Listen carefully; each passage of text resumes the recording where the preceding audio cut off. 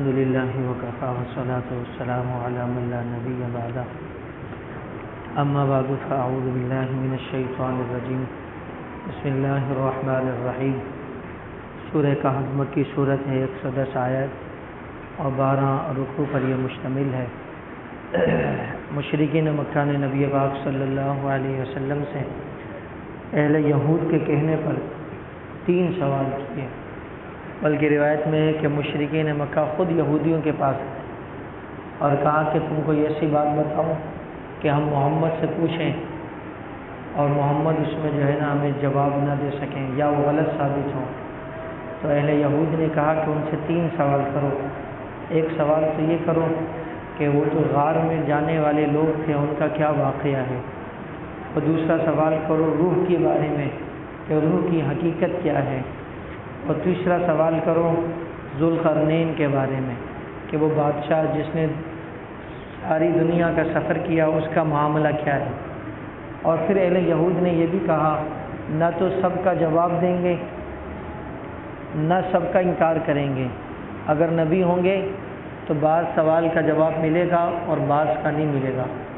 چنانچہ مشرکین مکہ نے سوال کیا، نبی کریم صلی اللہ علیہ وسلم نے فرمایا کہ میں کل تمہیں جواب دوں گا، اور اللہ کے پاک پیغمبر کو یہ امید تھی کہ حضرت جبرائیل علیہ السلام آئیں گے اور وہ مجھے ذوالقرنین کے بارے میں بھی، روح کے بارے میں بھی اور اصحاب کہف کے بارے میں بھی کچھ نہ کچھ بتائیں گے، لیکن اللہ تعالیٰ نے حضرت جبرائیل کو نہیں بھیجا۔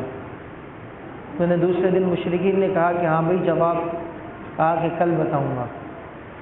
تقریباً 15 دن تک حضرت جبرائیل نہ آئے اور وحی نہیں آئی، اور جناب نبی کریم صلی اللہ تعالی علیہ وسلم کو مشرکین نے طعنہ مارا کہ تمہارے رب نے تمہیں چھوڑ دیا، کہاں گئی وحی، کیوں نہیں بتاتے؟ تو اللہ تبارک و تعالی نے پھر 15 دن کے بعد وحی نازل کی اور سورہ کہف نازل ہوئی، اور اسی طرح سورہ جو ہے آگے سورہ انبیاء میں بھی تھوڑا سا تذکرہ، بلکہ انبیاء نہیں، سورہ طٰہٰ میں بھی کچھ بات کا ذکر ہے۔ لیکن جب یہ صورت نازل ہوئی تو اس کے اندر اللہ تعالی نے فرمایا وَلَا تَقُولَنَّ لِشَيْءٍ إِنِّي فَاعِلٌ ذَلِكَ غَدًا إِلَّا أَن يَشَاءَ اللَّهُ، اے محبوب پیغمبر آئندہ کسی بھی کام کا ارادہ کریں تو پھر انشاءاللہ ساتھ میں ضرور کہیں۔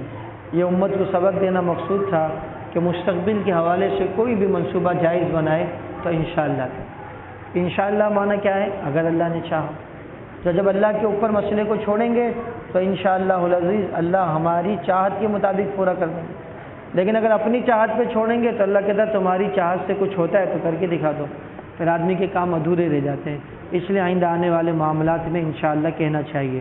ایک صحابی نے، میں نے آپ کے سامنے یہ بات رکھی تھی، ایک صحابی نے اسی طرح کسی چیز کے بارے میں کہا انشاءاللہ وشیتا، ایسا ہی ہوگا اگر اللہ نے اور آپ نے چاہا۔ تو نبی پاک صلی اللہ علیہ وسلم اس سے ناراض ہوئے اور اس کو منع فرمایا، بلکہ یوں فرمایا اجعلتنی للہ ندا، تو مجھے اللہ کے شریک بنا رہے، بل قل ما شاء اللہ وحدہ، بلکہ یوں کہو کہ جو اکیلا اللہ چاہے گا وہ ہوگا۔ اس لیے اللہ کی چاہت کے بغیر کچھ نہیں ہو سکتا، اور اللہ ہی کی چاہت سے سب کچھ ہوتا ہے، کسی کے چاہنے سے بھی کچھ نہیں ہوتا۔ بہرحال سورہ کہف اللہ پاک نے نازل فرمائی۔ کہف کا معنی ہے غار، اور اس کے اندر ان چند نوجوانوں کا تذکرہ کیا جو بادشاہ کے، ایک بت پرست بادشاہ تھا، بلکہ وہ اپنی بندگی کروایا کرتا تھا، اور کیا نام ہے، دقیانوس غالباً اس کا نام تھا، دقیانوس، اور لوگ اس کو سجدے کرتے تھے، لیکن چند جوان ان کو یہ بات اچھی نہیں لگی کہ یہ ہمارا خدا کیسے ہو سکتا ہے، اس کو سجدہ کیوں کریں، یہ تو ہماری طرح کا ایک انسان ہے، بس یہ وقت کا بادشاہ ہے۔ بہرحال انہوں نے سجدے سے انکار کیا، اور پھر یہ بات 1 2 نہیں، تقریباً 7 کے قریب یہ افراد ہو گئے، اور یہ بادشاہ کے پاس آئے، بادشاہ نے ان کو بلایا، بلکہ سمجھایا کہ تم مجھے سجدہ کیوں نہیں کرتے؟ انہوں نے کہا ہم تو اس ذات کو سجدہ کریں گے جو ساری کائنات کو بنانے والی ہے۔ تو بادشاہ نے ان کو ڈھیل دی، کیونکہ یہ تھے بھی کچھ قریب کے بادشاہ کے وزیروں کی بھی اولاد تھی اس میں سے۔ تو بادشاہ نے کہا کہ تمہیں اتنے دن کی مہلت ہے، یا تو اپنے پرانے دین پر آ جاؤ، نہیں تو تم سب کو قتل کیا جائے گا۔ تو ان لوگوں نے آپس میں مشورہ کیا کہ بھئی کیا کریں؟ سب نے کہا ہم اب پرانے دین پہ تو نہیں آ سکتے، اللہ نے ہمیں ہدایت دی ہے، اب ہم اس کے پاس نہیں رہ سکتے۔ تو کہا پھر یہاں سے بھاگو، کہیں نہ کہیں چلو ورنہ یہ بادشاہ تو نہیں چھوڑے گا۔ تو وہ سارے چل دیے، راستے میں جا رہے تھے تو پہاڑ کی طرف جا رہے تھے، ایک چرواہا ملا، چرواہے سے ہی اپنے آپ کو چھپا رہے تھے۔ چرواہے نے ان سے پوچھا مسئلہ کیا ہے بتاؤ تو صحیح۔ بہرحال ہمت کر کے کہا کہ بھئی ایسا ایسا مسئلہ ہے، ہم تو ایک ذات کے اوپر ایمان لا چکے ہیں جو ساری کائنات کی کیا ہے، مالک ہے، خالق ہے۔ اچھا ان کے پاس تفصیلات نہیں تھی اللہ تعالیٰ کی، بس انہوں نے خدا کی قدرت سے یہ اندازہ لگایا کہ اس ساری کائنات کے نظام کو بنانے والی ذات کوئی ایک ہی ہے، اس کائنات کا حسن بتا رہا ہے کہ بنانے والا کوئی ایک ہے۔ اگر ایک سے زائد ہوتے تو جھگڑا ہو جاتا، آپس میں لڑ پڑتے، تخلیق کے اندر اختلافات ہو جاتے۔ یہ کائنات کا نظام بہترین سمت پہ چلنا اس بات کی دلیل ہے کہ کوئی ایک ہی ہے جو اس نظام کو کیا کر رہا ہے، چلا رہا ہے۔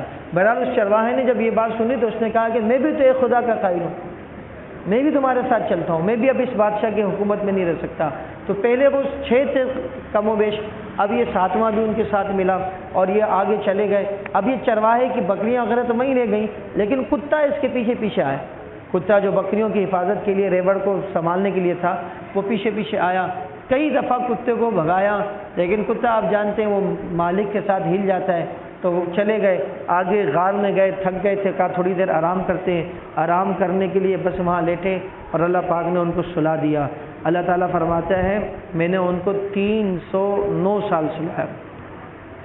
وَلَبِثُوا فِي كَهْفِهِمْ 300 سِنِينَ، 300 سال، وَازْدَادُوا 9 اور مزید 9 سال، یعنی 309 سال۔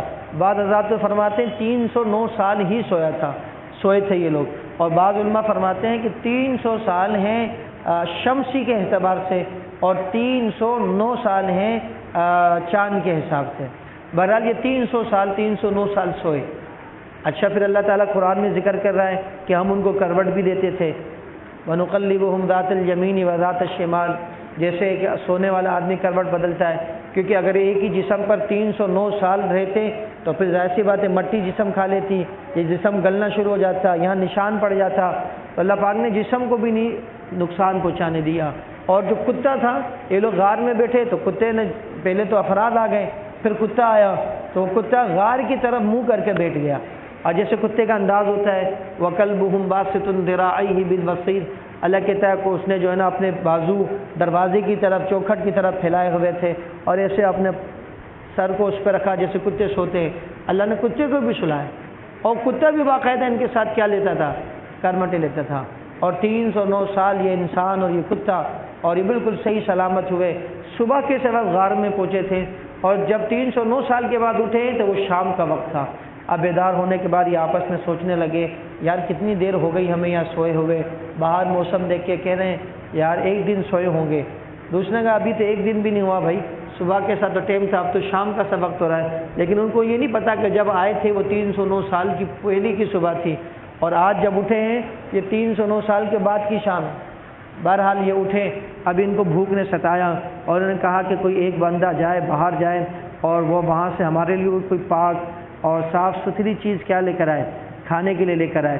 لیکن آپس میں کہنے لگے اس کو بھائی تم جا تو رہے ہو لیکن ذرا دھیان سے جانا اور اچھے اندر چھپ چھپ کے جانا، اور دیکھنا وَلَا يُشْعِرَنَّ بِكُمْ أَحَدًا، بادشاہ کی فوج میں سے یا بادشاہ کے سپاہیوں میں سے کوئی تم پر مطلع نہ ہو جائے، ذرا چھپ چھپ کے جانا، احتیاط سے جانا، کوئی پاک صاف رزق فَلْيَأْتِكُمْ بِرِزْقٍ مِّنْهُ اور أَيُّهَا أَزْكَىٰ طَعَامًا، اور اچھا پاکیزہ کھانا لے کر آؤ۔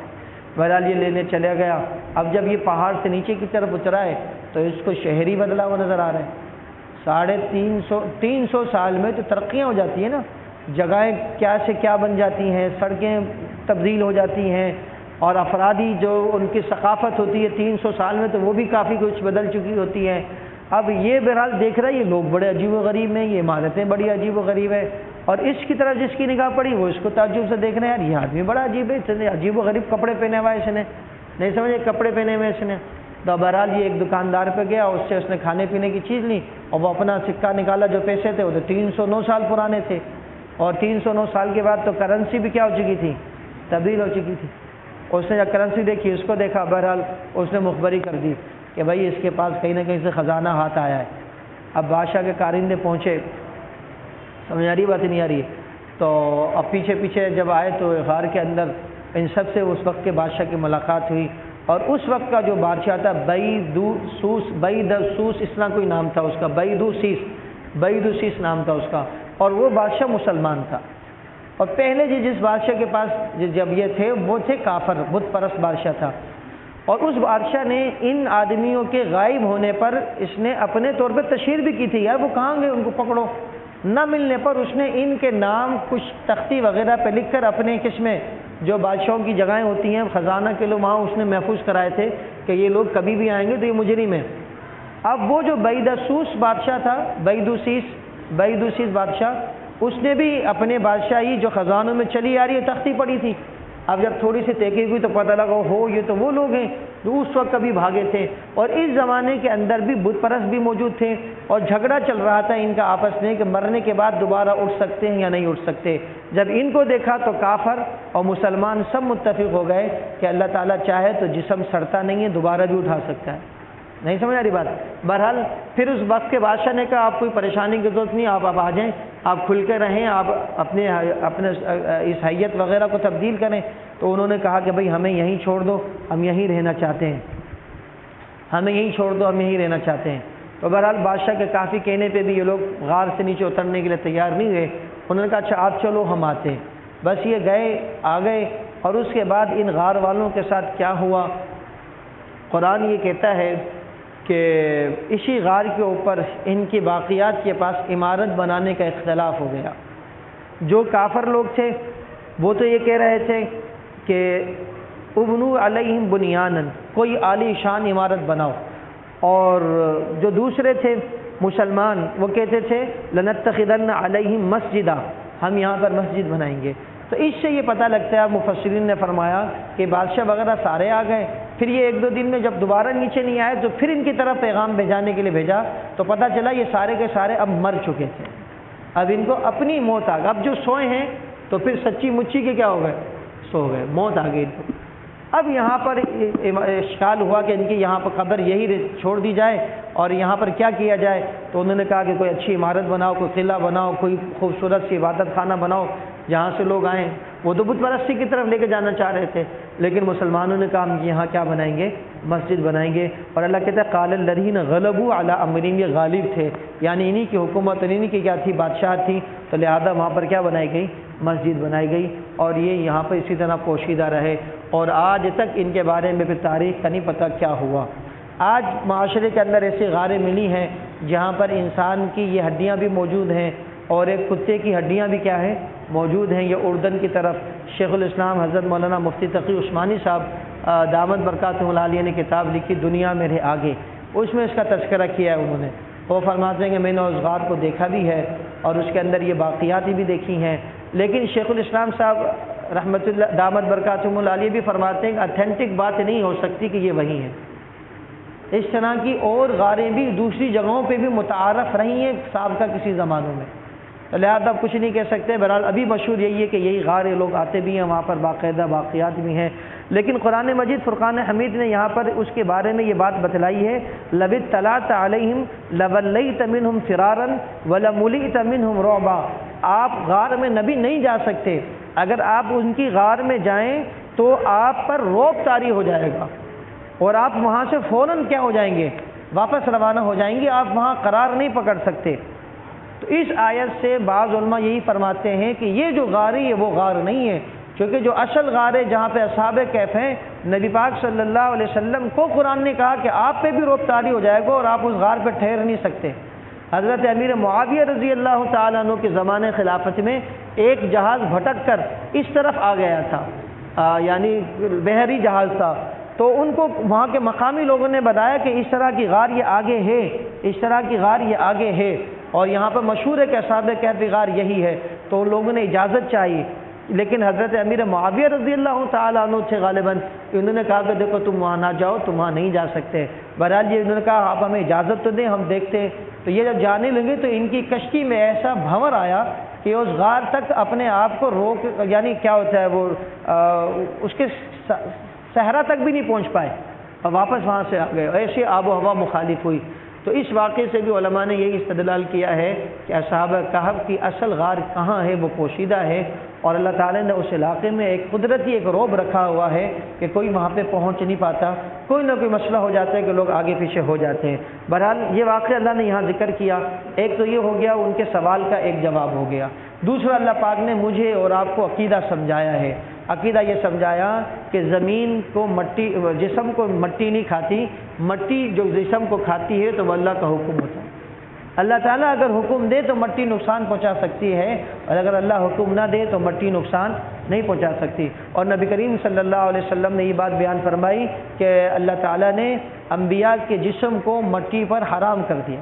اس لیے اہل سنت والجماعت کا عقیدہ اور نظریہ ہے کہ ہر نبی اپنی قبر مبارک میں، اب اس کی قبر موجود نہیں ہے، لوگ اس کی قبر کو نہیں پہچانتے کہاں اس کو دفن کیا گیا تھا، کیونکہ 1.25 لاکھ کے قریب انبیاء ہیں، لیکن عقیدہ یہی ہے کہ انبیاء سارے کے سارے اپنی قبروں کے اندر بقید ہیں، ان کے جسم سلامت ہیں۔ اللہ نے مٹی پر انبیاء کے جسم کے کھانے کو کیا کر دیا؟ حرام۔ اور ایک حدیث نبی پاک صلی اللہ علیہ وسلم کی روایت کے اعتبار سے ضعیف ہے، لیکن فضائل میں پھر بھی وہ قابل استدلال ہے۔ اللہ کے نبی نے فرمایا الانبیاء احیاء یصلون فی قبورہم، انبیاء زندہ ہیں اور اپنی قبروں میں نمازیں بھی پڑھتے ہیں۔ اور نبی پاک صلی اللہ علیہ وسلم نے معراج کے موقع پہ فرمایا کہ میں نے قبر میں دیکھا حضرت موسیٰ کو، وہ نماز پڑھ رہے تھے۔ سمجھ آ رہی بات نہیں؟ ایک اور پیغمبر کے بارے میں فرمایا ان کو بھی میں نے قبر میں دیکھا، وہ بھی کیا پڑھ رہے تھے؟ نماز پڑھ۔ پھر معجزے کے طور پر سب کو ایک ساتھ جمع بھی کیا اللہ نے۔ تو بہرحال یہ عقیدہ بھی ایک تو ہے کہ جسم اللہ کے حکم سے سڑتا ہے، مٹی کے مجال نہیں کسی کے جسم کو سڑائے، اور دوسرا مسئلہ یہ سمجھنے اس کے ضمن میں کہ انبیاء کے جسم کو مٹی نہیں کھا سکتی۔ تیسرا مسئلہ کبھی کبھی اللہ والوں کے جسم کو بھی اللہ محفوظ کرتا ہے، اور ہمارے سامنے ایسے بہت سارے واقعات معاشرے میں آ بھی جاتے ہیں کہ بہت پرانی قبر کو کھودا گیا اور وہاں پر صحیح سلامت جسم نکلا۔ اچھا، اس سے یہ بھی سمجھ لیں کبھی کبھی اللہ ایسا بھی کرتا ہے کہ نافرمان کے جسم کو بھی بچا لیتا ہے، جیسے فرعون کی لاش تو مشہور ہے، لیکن ہمارے ساتھی بتاتے ہیں کہ اور بھی بہت ساری فرعون کے زمانے کی لاشیں حنوط شدہ موجود ہیں، اگرچہ مسالے لگا کے محفوظ کیا لیکن محفوظ ہیں ان کے جسم۔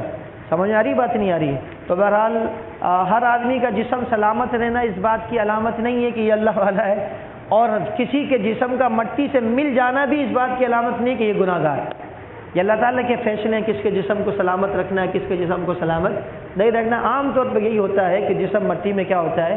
مل جاتا ہے۔ اور دوسرا عقیدہ یہاں پہ یہ سمجھایا کہ یہ جب اٹھے ہیں تو آپس میں باتیں کر رہے ہیں کہ کتنا سوئے، تو اللہ نے قرآن میں یہ نقشہ کھینچا ہے کہ بعض کہنے لگے کہ ہم جو ہے نا آدھا دن سوئے ہیں، بعض کہنے لگے کہ ہم 1 دن سوئے ہیں، لیکن وہ خود آپس میں فیصلہ نہیں کر پا رہے کہ ہم کتنا سوئے، وہ خود فیصلہ نہیں کر پا رہے کہ ہم کتنا سوئے۔ تو اللہ تبارک و تعالیٰ نے اس سے ہم اور آپ کو یہ مسئلہ سمجھایا ہے کہ یہ جو کہف والے ہیں یہ بالاتفاق کون ہیں؟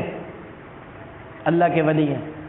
اصحاب کہف والے بالاتفاق اللہ کے کیا ہیں؟ ولی ہیں۔ ان کی ولایت میں کسی بھی قسم کا شک نہیں ہو سکتا، کیونکہ ان کے قصے کو، واقعے کو، مومن ہونے کو اللہ نے قرآن کی زینت بنایا، تو بالاتفاق یہ ولی اللہ ہے۔ اب یہ ولی اللہ 309 سال سوئے اور ان کو نہیں پتا چلا کہ ہم کتنا سوئے ہیں، ان کو اپنے حالات کا بھی نہیں پتا، ان کو اپنے حال کا بھی نہیں پتا۔ تو پھر آج یہ عقیدہ رکھنا کہ کوئی ولی ہمارے ایک ایک حال سے کیا ہے واقف ہے، یہ عقیدہ درست نہیں ہے۔ جس کو ہم ولی سمجھتے ہیں پتہ نہیں وہ ولی ہے بھی یا نہیں، لیکن کہف والے تو یقیناً کیا ہیں؟ ولی ہیں، اور ان کو اپنا نہیں پتا۔ اللہ کہتا ہے قال قائل منہم کم لبثتم قالوا لبثنا یوم، کسی نے کہا 1 دن سوئے، اور بعد یوم کسی نے کہا 1 دن بھی نہیں سوئے۔ قالوا، پھر سب اس پر متفق ہوئے ربکم اعلم بما لبثتم، اللہ ہی جانتا ہے ہم کتنا رہیں۔ تو ایک ولی اپنے اوپر بیتنے والے حالات سے واقف نہیں ہے، تو یہ عقیدہ بنانا ہے کہ میرے پیر صاحب میرے سارے حالات سے واقف ہیں، نعوذ باللہ۔ یہاں تک کتاب میں لکھ دینا کہ ایک آدمی تھا، اس کی 2 بیویاں تھیں، اور پھر وہ ایک بیوی سے رات کو ملاقات کر رہا تھا، کل اپنی جب پیر صاحب کے پاس پہنچا تو پیر صاحب نے پوچھا ایک بیوی کے جاگتے دوسری بیوی کے پاس جاتے ہو، یہ نہیں ہونا چاہیے۔ اب بتاؤ یہ کوئی عقیدہ ہے؟ تو اس نے کہا حضرت وہ تو سو رہی تھی۔ کہا سو نہیں رہی تھی، سوتے میں جان ڈال رہی تھی، یعنی تم تو بغیرت بنے ہوئے تھے، وہ بیچاری آنکھیں بند کر کے مجبوراً سو رہی تھی۔ تو پوچھا پیر صاحب آپ کو کیسے پتہ چلا؟ اب ذرا سننا، یہ کتاب میرے پاس موجود ہے، اس کا نام ہے ابھی نام ذہن سے نکل گیا، بہرحال امام احمد رضا خان اس نے یہ واقعہ لکھا ہے، یہ بریلیوں کے جو بانی سمجھے جاتے ہیں۔ تو اس پیر صاحب نے کہا ملفوظات اعلیٰ حضرت، کتاب کا نام ہے ملفوظات اعلیٰ حضرت۔ تو اس نے کہا پیر صاحب سے کہ پیر صاحب آپ کو کیسے پتہ چلا؟ تو پیر صاحب کہہ رہا جہاں تم رات کو تھے وہاں قریب میں کوئی اور پلنگ نہیں تھا؟ کہا کہ ہاں ایک پلنگ خالی تھا۔ تو یہ پیر صاحب کہہ رہے ہیں وہاں ہم تھے۔ اس پیر صاحب کی اس بے غیرتی کو دیکھو کہ بیوی ہے وہ، اور وہ تو پھر بھی کیا کر رہی ہے؟ آنکھیں بند کر رہی ہے، اور یہ ملعون برابر میں پلنگ میں بیٹھا ہوا ہے۔ یہ فرضی واقعیت بنا کے لوگوں کو الو بنایا ہوا ہے تاکہ لوگ عقیدت کے نام پر ہمیں نذرانے دیتے رہیں اور لوگ ہم سے ڈرتے رہیں اور لوگ ہم سے متاثر ہوتے رہیں۔ یہ ایسا موقع اور لمحہ ہوتا ہے کہ اللہ، یہ جو قریب کے فرشتے نا کرامن کاتبین، یہ کرامن کاتبین کہلاتے ہیں نا، اللہ تعالیٰ ان کرامن کاتبین کو بھی حکم دیتا ہے کہ جب شوہر میاں بیوی اپنے مخصوص معاملات شروع کرتے ہیں، اللہ کہتا ہے چلو تمہیں باہر نکلو، یہ میرے بندے بندی کا خاص مسئلہ ہے، تم یہاں کیا کرو گے؟ یہ فرشتے تو یہاں سے چلے جاتے ہیں، لیکن عقیدہ کیا ہے کہ پیر صاحب نہیں جاتے ہیں۔ تو وہ پیر صاحب ہے یا کوئی شیطان کا چہلہ ہے بہت بڑا ہے؟ اس لیے اول تو ہوتے ہی نہیں ہے، اور اس طرح کی باتیں کرنا یہ اللہ تعالیٰ نے سورہ کہف کے ذریعے ہمیں سمجھایا ہے۔ بہرحال اس میں اور بھی بہت ساری باتیں ہیں، اسی کے اندر جو ہے وہ ذوالقرنین کا واقعہ بھی ہے۔ ذوالقرنین مشرق گیا، مغرب گیا، شمال بھی گھوما، جنوب بھی گھوما، اسی کے درمیان گھومتے ہوئے ایک قوم ایسی آئی جو یاجوج اور ماجوج سے پریشان تھے، اور ذوالقرنین کو کہا کہ ہمیں اس سے بچا دو، ہم آپ کو بہت سا خراج پیسے وغیرہ دیں گے۔ اس نے کہا رب کا دیا میرے پاس بہت ہے۔ اس نے پھر لوہا اور تانبا اور ایک شیشہ یہ پگھلا کر جو ہے ایک بڑی سی دیوار بنائی کافی اونچی، جس سے یاجوج اور ماجوج اوپر سے پھلانگ کے نہیں آ سکتے اور اس کو توڑ نہیں سکتے۔ اور حدیث مبارکہ کا مفہوم ہے قرب قیامت کے اندر یہ یاجوج اور ماجوج اس دیوار کو توڑیں گے اور دنیا میں آ جائیں گے۔ اور قرآن مجید میں بھی پیچھے ایک جگہ ہے جو آپ نے تراویح میں سنا تھا، وَهُم مِّن كُلِّ حَدَبٍ يَنْسِلُونَ، 17ویں پارے میں اللہ کہہ رہا ہے اتنی تعداد میں یہ ہوں گے کہ ہر اونچے ٹیلے سے یہ نیچے لڑکتے ہوئے نظر آ رہے ہوں گے۔ اتنی تعداد میں یاجوج اور ماجوج وہ قوم ہوگی، اور حدیث مبارکہ کا مفہوم ہے وہ خوب خون ریزی کرے گی۔ حضرت عیسیٰ علیہ السلام دجال کو قتل کرنے کے بعد طور پر اللہ کے پاس جائیں گے، اور اس وقت کے مسلمان چند ہی مسلمان ہوں گے، وہ بھی حضرت عیسیٰ کے ساتھ طور پر ہوں گے، وہاں موجود ہوں گے، وہاں دعا وغیرہ کر کے اور شکرانے ادا کر کے جب نیچے واپس آئیں گے تو اس وقت پتہ چلے گا کہ یہاں پر تو یاجوج اور ماجوج آ چکے ہیں۔ تو پھر حضرت عیسیٰ واپس چلے جائیں گے کہ یاجوج اور ماجوج سے کوئی لڑ نہیں سکتا، یاجوج اور ماجوج سے کوئی مقابلہ نہیں کر سکتا، اور یہ اتنے بدماش ہوں گے کہ ان میں جب اگلا ایک لشکر کسی دریا کے پاس سے گزرے گا تو اس کے پانی کو پیے گا، اور وہ دریا خشک ہو جائے گا ان کے پانی پینے سے، لشکر کا دوسرا کنارہ جب آئے گا تو وہ یوں کہے گا کہ یہاں پانی ہوتا تھا، یعنی اربوں کی تعداد میں ہوں گے۔ کیا مخلوق ہوگی یہ قیامت میں ہی پتہ لگے گا کیا ہوگا کیا نہیں ہوگا۔ سمجھ آ رہی بات نہیں آ رہی ہے؟ جو لوگ ہوں گے اس وقت وہ جانیں گے کہ یہ یاجوج اور ماجوج کیا تھے۔ اس کے بارے میں کوئی اتھینٹک بات نہیں کہی جا سکتی۔ بعض ہمارے علماء یہ کہتے ہیں حدیث میں یاجوج اور ماجوج کا جو نقشہ آیا ہے اس نقشے سے ملتے جلتے یہ والی اقوام ہیں، یہ چائنا، جاپان، شمالی کوریا، جنوبی کوریا۔ تو مفتی ابو لبابہ شاہ صاحب منصور دامت برکاتہم علیہ کی تحقیق یہ ہے کہ یہ سارے قبائل اتحاد کریں گے اور یہ دنیا کے اوپر بدماشی کریں گے، اور یہ اتنی تعداد میں ہوں گے کہ پھر ان سے لڑنا بہت مشکل ہوگا۔ کہ چین، جاپان، شمالی کوریا، جنوبی کوریا اور اس قریب کے جتنے بھی ان کے ہم شکل لوگ ہیں، ان سب کو مفتی ابو لبابہ شاہ صاحب کہتے ہیں کہ وہ یہ لوگ ہوں گے۔ بہرحال کون ہوں گے اللہ جانے۔ نبی پاک صلی اللہ علیہ وسلم نے اتنا بتلایا کہ یہ لوگ نیچے خون ریزی کریں گے، زمین پہ ان کو کوئی نہیں ملے گا خون ریزی کے لیے، تو پھر یہ آسمان پر تیر پھینکیں گے۔ بھلے ہم نے زمین کے مخلوق کو تو مار دیا، اب ہم کس کی مخلوق کو ماریں گے؟ آسمان کی مخلوق کو ماریں گے۔ اور اللہ تعالیٰ ان کو آزمائش میں ڈالنے کے لیے اوپر سے تیر جب واپس آئے گا تو اس میں باقاعدہ لال کلر کا رنگ لگا ہوا ہوگا، اور یہ بھی سمجھیں گے کہ ہم اوپر کی مخلوق کو کیا کر رہے ہیں؟ مار رہے ہیں۔ حدیث مبارکہ کا مفہوم سنا رہا ہوں۔ بہرحال حضرت عیسیٰ علیہ السلام کو پتہ لگے گا کہ وہ قوم سامنے آ چکی ہے، مقابلے میں ہے۔ حضرت عیسیٰ فوراً طور پہ دوبارہ چلے جائیں گے اپنے لشکر کو لے کر، مولا اس یاجوج اور ماجوج کو تیرا ہی کہنا ہے کہ مقابلہ نہیں کر سکتے، تو اپنے امر کن سے ان کو ختم فرما۔ اللہ تعالیٰ ان پہ کوئی بیماری مسلط کرے گا، یہ سارے کے سارے اس بیماری میں مبتلا ہو کر مر جائیں گے۔ اور ایک حدیث مبارکہ کا مفہوم یوں بھی ہے کہ ایک پرندہ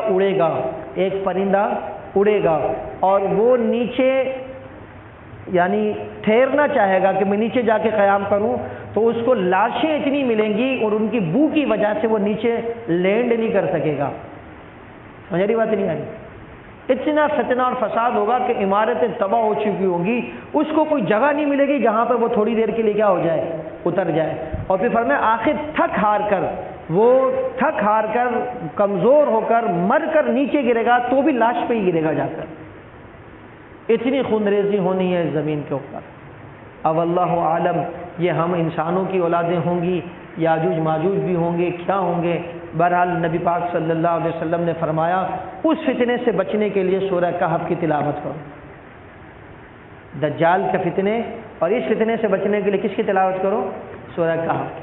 فرمایا جو ہر جمعے کو سورہ کہف کی تلاوت کرتا ہے دجال کے فتنے سے محفوظ رہے گا۔ سمجھ آ رہی بات نہیں آ رہی؟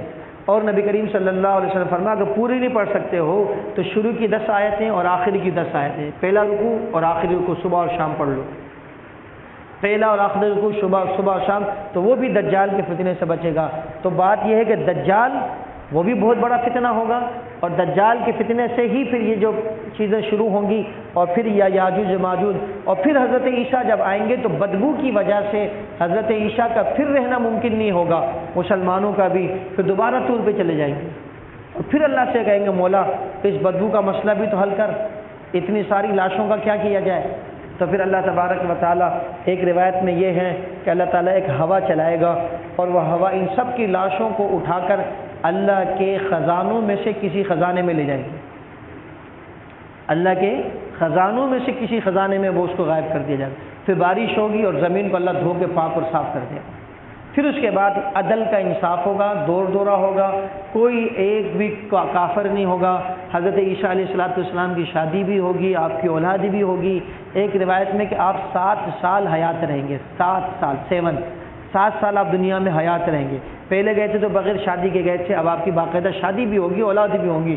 اس کے بعد آپ حج یا عمرے کے لیے تشریف لے کے جائیں گے تو وہیں پر آپ کی کیا آئے گی؟ موت آئے گی، اور اس وقت پھر آپ کے لیے یہ اجازت ہوگی کہ روضہ رسول میں آپ کو دفن کیا جائے گا۔ نبی کریم صلی اللہ علیہ وسلم نے فرمایا کہ حضرت عیسیٰ میرے ساتھ دفن ہوں گے۔ اب اس وقت کیا ہوگا؟ کیسے روزے کے دروازے بنائے جائیں گے، کیسے دیواریں توڑی جائیں گی؟ لگتا یہی ہے کہ کوئی ظالم جابر بادشاہ آئے گا اور وہ روزہ رسول پر بھی اپنی بدماشیاں کرے گا، لیکن وہ در حقیقت اللہ تعالیٰ نے حضرت عیسیٰ علیہ السلام کے لیے اسباب بنانا تھا تاکہ آپ کی قبر مبارک ماں کیا ہو سکے، بن سکے۔ بہرحال کچھ عرصے یہ رہیں گے، پھر اچانک سے کفر پھیلے گا۔ ایک روایت میں یہ ہے کہ حضرت عیسیٰ کے بعد 40 سال ہی یہ دنیا قائم رہی، اور اس کے بعد اچانک سے جو لوگ ہوں گے، چند ہی تو لوگ ہوں گے، وہ کفر میں چلے جائیں گے، اور وہ لوگ دنیا کے بدترین لوگ ہوں گے، اور ان کے اوپر بھی قیامت کیا ہوگی؟ واقع ہوگی۔ اللہ تعالی ہماری نسلوں کو اس طرح محفوظ فرمائے، اور اللہ ہماری نسلوں کا حضرت عیسیٰ کے ساتھیوں میں شامل فرمائے۔ بہرحال اس کی تلاوت کرنی چاہیے۔ سورہ کہف چھوٹی سی صورت ہے، زیادہ بڑی بھی نہیں ہے۔ اللہ ہمیں عمل کی توفیق نصیب فرمائے۔ وآخر دعوانا الحمدللہ رب العالمین، الحمدللہ رب العالمین والعاقبۃ للمتقین، والصلاۃ والسلام علی سید الانبیاء والمرسلین، رب اغفر وارحم وانت خیر الراحمین، جزا اللہ عنا محمد صلی اللہ علیہ وسلم ما هو اہلہ۔ مولا کریم ہم سب کے حاضر قبول فرما، مولا کریم ہم سب کے تمام صغیرہ کبیرہ گناہوں کو معاف فرما، ہم سب کے حال پر رحم فرما، کرم فرما، خیر و عافیت والا معاملہ فرما، مولا جملہ بیماروں کو صحت شفا نصیب فرما، تمام پریشان لوگوں کی تمام پریشانیاں دور فرما۔ حافظ حمزہ کے بارے میں آج پھر ڈاکٹر کہہ رہے ہیں کہ آپریشن ہونے جا رہا ہے، یا اللہ تو آسانی والا معاملہ فرما، مولا کریم اس بچے کے ساتھ آسانی والا معاملہ فرما، حافظ صاحب کو جلد جلد صحت نصیب فرما، اور جملہ بیماروں کو صحت نصیب فرما، مولا کریم جملہ بیماروں کو صحت نصیب فرما، مولا کریم ہم سب کو اپنی صحت کی قدر کرنے کی توفیق نصیب فرما، مولا ہم سب کے حال پر رحم فرما، کرم فرما، خیر و عافیت والا معاملہ فرما، دجالی فتنے سے ہم سب کی حفاظت فرما، دجال سے دجالی فتنے سے ہم سب کی حفاظت فرما۔ جزا اللہ عنا محمد صلی اللہ علیہ وسلم ما هو اہلہ، وصلی اللہ علی النبی الکریم وعلی آلہ واصحابہ اجمعین، آمین برحمتک یا ارحم۔